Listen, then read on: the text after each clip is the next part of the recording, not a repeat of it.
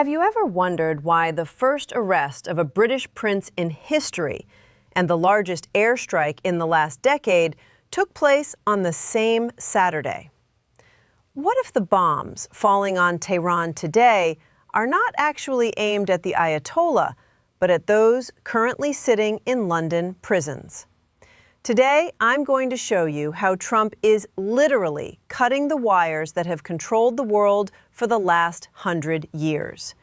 While everyone is discussing Iran's nuclear threat, no one is asking the most important question. Why did the Justice Department hide the Epstein files at this particular moment? Files allegedly containing allegations of abuse against the sitting president. Allegations from the 1990s.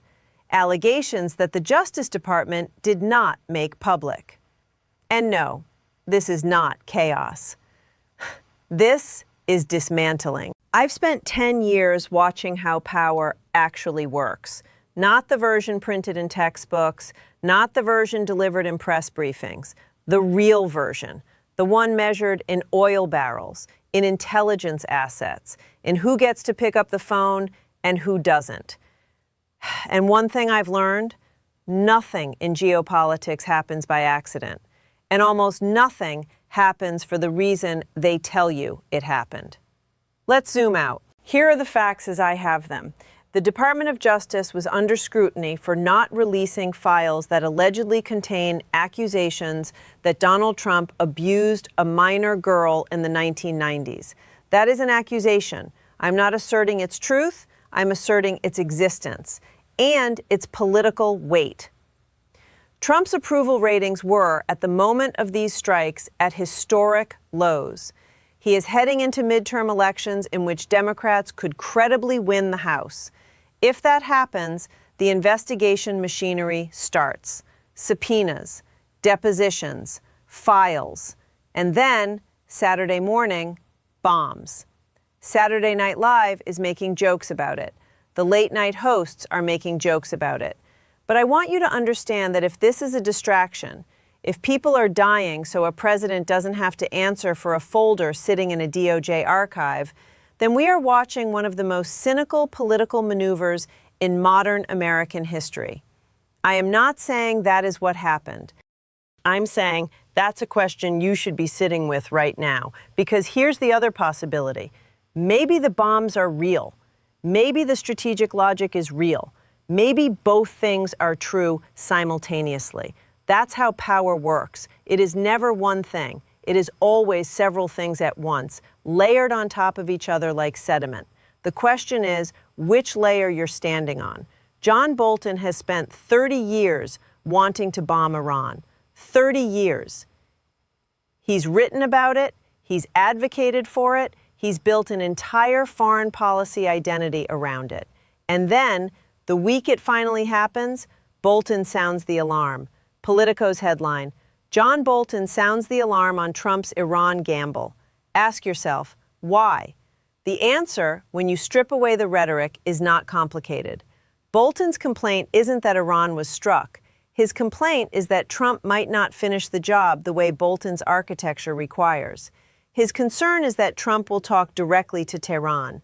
That's the tell. Because if Trump negotiates directly, if Tehran calls Washington and Washington picks up, then an entire ecosystem becomes obsolete. Think tanks, consulting firms, transition teams, opposition networks vetted by Chatham House and the Brookings Institution, lobbyists who charge $300 an hour to explain regional dynamics, an entire layer of intermediaries who have built careers on being the people in the room where it happens.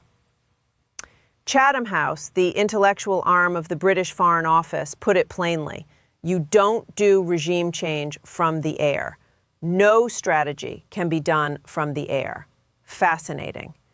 Chatham House enthusiastically endorsed the regime change strategies in Libya, in Syria, in Iraq, in Ukraine. Never once worried about aerial capability. Their concern, stated in the language of strategy, but felt in the language of survival, is that this one is being done without them. They can't find the door. And that is a much bigger story than any bomb. What we are watching is not chaos. What we are watching is an optimization. In business, you talk about reducing transaction costs, cutting out the middlemen, going direct to the source.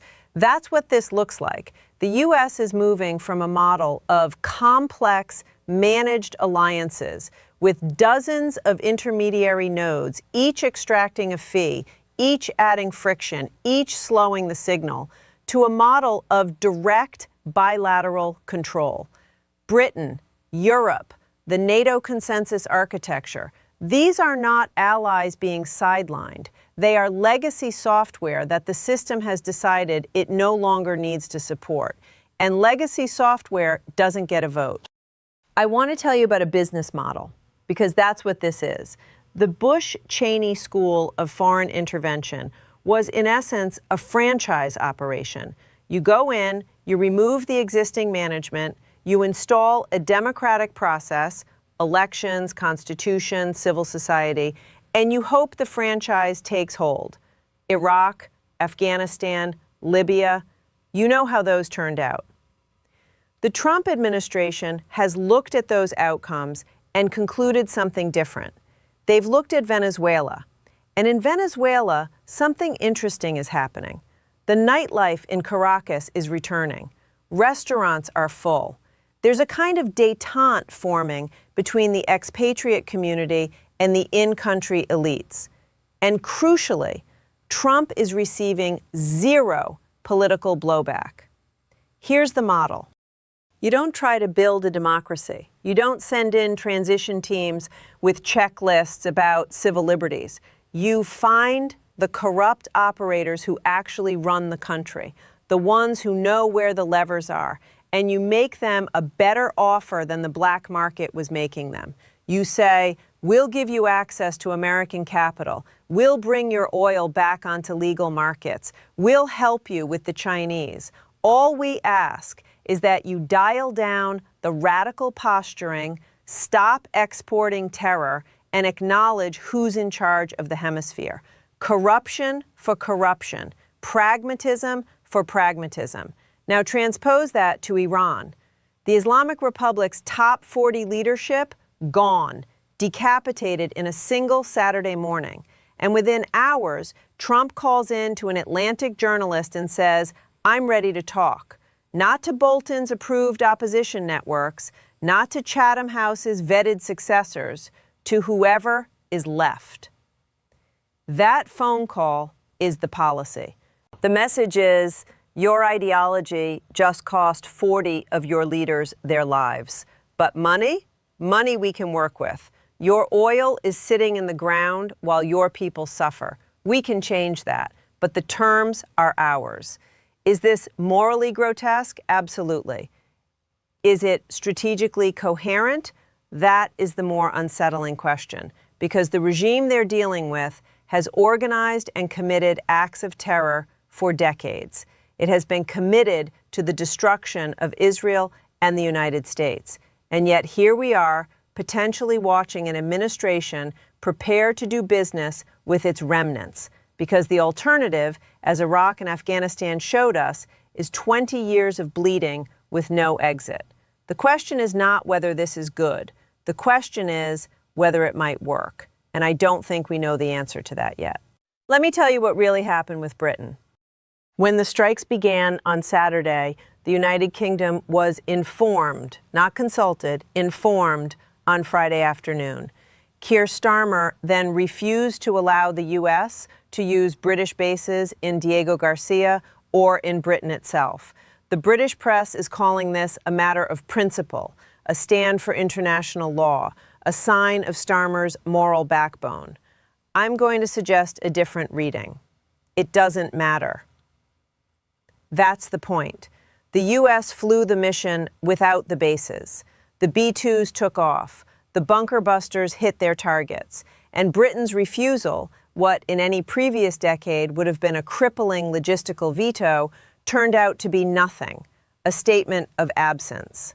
France, Germany, and the UK issued a joint communiqué. The headline of that communiqué was essentially, "We weren't involved." Not a strategy, not a counterproposal, an alibi. The European Union's best response was Ursula von der Leyen sending a message to the Crown Prince of Saudi Arabia, saying the EU would be a strategic partner in de-escalation. Tehran called Washington, not Brussels, not London, not Paris. And when Tehran calls Washington, and Washington answers, without needing a single British base, without consulting a single European foreign minister, without running the decision through the committee architecture of 70 years of alliance building, that is when you understand what has actually changed. Starmer's refusal is not principled resistance. It is the discovery that the asset he thought Britain held, geographic leverage, basing rights, the special relationship as a functional veto, is no longer an asset that the other party values. Britain is losing its main bargaining chip, and they know it. The British press said it plainly. The Iran war makes it official. America is breaking with Europe, not drifting, breaking. Now I want to talk about two men, because they are not a coincidence. 2008, Kyrgyzstan. Prince Andrew, then Britain's special representative for international trade, sits in a room with businessmen, government officials, and the American ambassador. The American ambassador writes it all down. The cable gets published by WikiLeaks. Andrew tells the room, with what the cable describes as astonishing frankness, that the United Kingdom, Western Europe, and by extension the Americans, are now back in the thick of playing the great game, and this time we aim to win. He was not being metaphorical.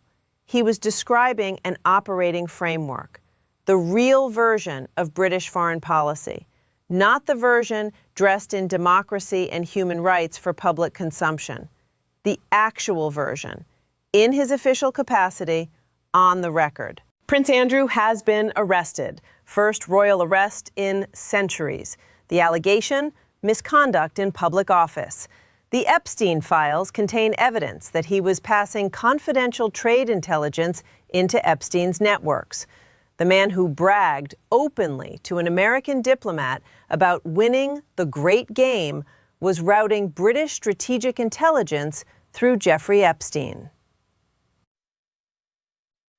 And then there is Peter Mandelson, Starmer's appointment as Britain's ambassador to Washington, sent specifically to manage the special relationship at the exact moment Trump came in for his second term. The assignment was go to Washington and hold the line. Mandelson is now on bail.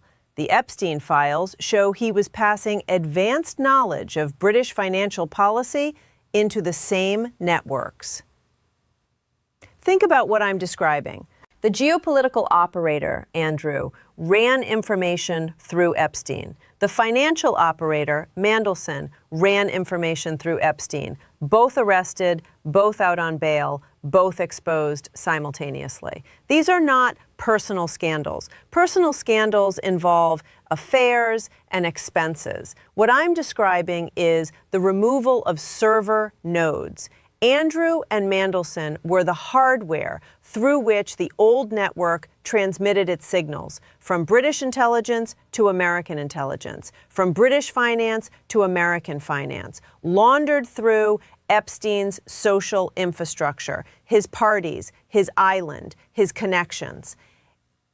When you take those servers offline, you don't just arrest two men. You sever the transmission lines of the old system. The question I keep asking myself, why now? The Epstein files have been in circulation for years. The evidence has existed. Why are these arrests happening in this week of this month while Tehran burns and Bolton complains from the sidelines? I don't have a clean answer, but I notice the timing. And in geopolitics, timing is usually the answer. Let me tell you about a different kind of war, one that's happening entirely inside the Republican Party. The Pope, Pope Leo, the first American pope in history, has condemned the Iran strikes. He's done it diplomatically, carefully, but unambiguously. This is a problem for J.D. Vance. Vance is a convert to Catholicism, not a casual one. He has aligned himself with the integralist wing of the church, the wing that emphasizes deference to Rome. And now, Rome has spoken. For practicing Catholics, and there are tens of millions of them in American swing states, the Pope carries a weight that no pundit and no poll can fully capture. The doctrine of infallibility is real to these voters. The Pope's moral authority is not abstract. Vance has been conspicuously silent about the Pope's critique. That silence is a tell. And meanwhile, Trump has spent the weekend elevating Marco Rubio on his social media, amplifying a rival to Vance's ambitions, signaling favor, keeping both men off balance. This is the inner game. While everyone watches the Persian Gulf, Trump is managing his own succession calculus. Vance and Rubio positioned against each other, neither certain, both dependent. And Trump, the sole arbiter, the only one who knows which way the favor will fall next week. 6 months from now, he'll be praising Vance and cutting Rubio, or the reverse. That unpredictability is not a bug. It is the system, and all of it, the bombs, the arrests, the papal condemnation, the internal rivalry, all of it is happening simultaneously. A single week, a controlled environment of uncertainty in which no actor can fully plan because no actor has complete information, except possibly one. The UAE has a population of roughly 10 million people. 1 million of them are Emiratis. Think about that ratio. The Gulf's economic model is built on expatriates, professionals, workers, entrepreneurs who came because it was safe, because it was tax efficient, because the political chaos of the rest of the region didn't touch them there. They built lives inside a bubble. Iran's missile strikes into Gulf states, Oman, Bahrain, near Cyprus, look from one angle like disorganized desperation. The randomness of the targeting has led analysts to suggest disarray in whoever is now organizing the Iranian military response. But there is another reading. The strikes are sending a message not to governments, but to people, to the 10 million expats in the UAE, to the professionals in Qatar, to anyone who chose the Gulf as their safe harbor. The message is, nowhere in this region is outside our reach. We are being destroyed, but we can still reach you. And if we can reach you, your employers can't keep you here. And if your employers can't keep you here, the Gulf's economic model collapses. It is not a military strategy, it is a psychological one. And the scariest part is that it doesn't require precision. It doesn't require winning. It just requires enough randomness, enough fear, enough uncertainty to trigger the exodus. I have people I know living in Muscat right now, Oman, a place that has always positioned itself as the neutral party, the back channel country, the quiet diplomat, and now Oman is being struck. This tells you how far the old rules have dissolved. Here is what I know after 10 years of watching these systems operate. The most dangerous moment in any power transition is not the end. It is the middle when the old system has lost its authority, but the new system has not yet established its rules. We are in the middle. The architecture that governed international relations for 70 years, the NATO consensus, the special relationships, the think tanks and transition teams and approved successor networks, that architecture is not being reformed. It is being bypassed. Tehran calls Washington directly. Washington answers directly. London finds out on Friday afternoon. If that model holds, if Iran's new leadership can be integrated into a Trumpian transactional framework, the way Venezuela appears to be, then every small and medium power on earth is going to absorb the same lesson. The old game is over. The new game is bilateral. The new game is direct. The new game is Washington and Washington alone. The Russians and the Chinese have been conspicuously quiet, unusually quiet. These were their client state, their weapons market, their buffer, and they have said almost nothing. I find that more alarming than the bombs, because quiet in geopolitics is not peace. Quiet is calculation. Quiet is the moment before you decide what the new rules are and how to play within them or against them. The U.S. has just demonstrated something that no adversary can ignore: the most advanced stealth aviation, the best cyber capability, the best drone technology, the best penetration of radar architecture on the planet. Nobody is close. And when nobody is close, small and medium powers do not accept subordination quietly. They coalesce, they form coalitions, they remember that the last time one power became this dominant without the restraint of allied consensus, the other powers eventually found each other. I'm not predicting that. I'm telling you the historical pattern. The question that nobody in any of these television studios or podcast recording booths is asking clearly enough is this: what does a world look like where everything is decided by a single phone call, where Tehran calls Washington and the deal is made before Brussels even hears about it, where London's bases are irrelevant, where the intermediaries are arrested, where the think tanks are writing papers nobody reads, where the only currency that matters is whether or not you're on the call? I don't know if the strikes work. I don't know if the remnant of the Iranian regime takes the deal.